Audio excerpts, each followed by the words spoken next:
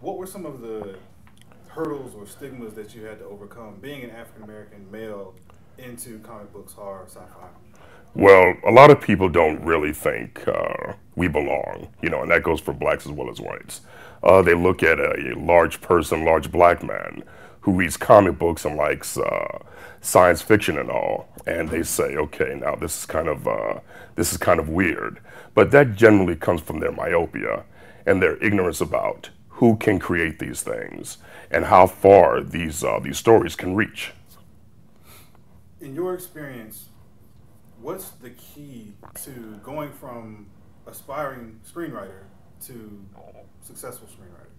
Um, that's a tough one because I think the line of demarcation between the two is just a matter of who you know and coming up with the right idea. So if you know the right people, you have the right idea, Lord willing, you can get it into the right hands. They understand what it is you're trying to do, and it can become a film. What's your process as a screenwriter? Is there a lot of revision? Does it take years for you to come up with? Do you labor over it? Well, I think as writers, we all labor over our ideas to see whether or not they have any legs and whether or not they're viable. Some ideas pass the test, others don't. Some good ideas might not even pass the test because a particular idea might not necessarily be a movie. It may be a TV show, or it may be a short story, or it might make a better graphic novel. So you never really know. But after careful deliberation and mulling over the idea, then you can get a better sense of where it belongs, and you set out creating what you want to do.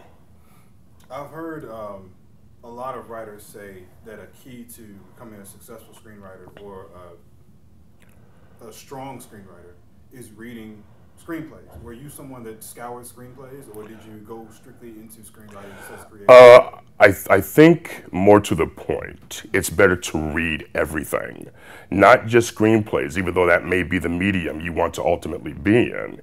It's about reading real writing, novels, great articles, great graphic novels, great screenplays.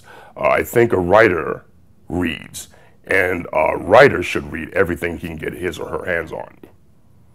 Who were some of the who were some of the writers, or what were some of the works that inspired you the most? There were a lot. I think the greatest book of all is the Bible, so I was really inspired by those stories. There was Richard Matheson as a science fiction writer, H.G. Wells.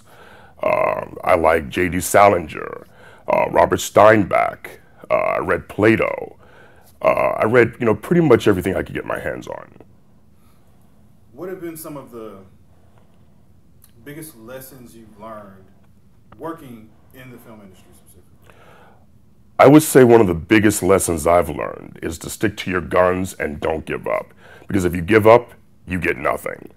And you have to be careful what you hear as well, because a lot of people are going to be coming at you with a lot of what they think are truths. But these truths don't necessarily work for everyone. You have to find what works for you and find a way to execute it to your best ability and see if you can make something work. What do you see as, I guess, kind of recurring themes in your work? If you were to assess your own body of work, what sort of themes do you think you typically touch on in everything that you've written? I would say the theme that I touch on the most is probably redemption.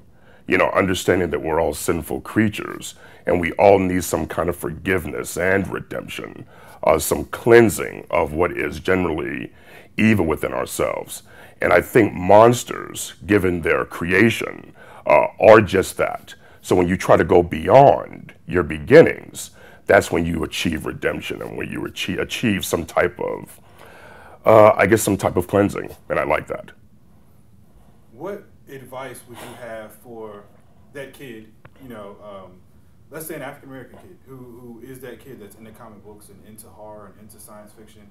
What advice would you have for him in terms of pursuing his interests and even turning it into a viable career? I would say for that young African American kid who loves science fiction and horror, wants to get into creating comic books, I would probably tell him or her to make sure you know how to write and make sure you know how to draw And once you do that, you start to create what we call your own IPs, your own intellectual properties.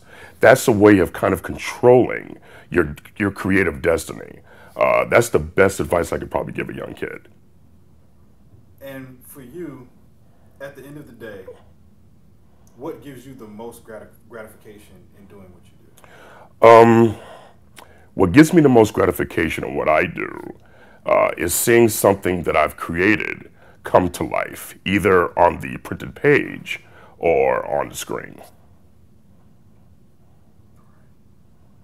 And let's get a drop.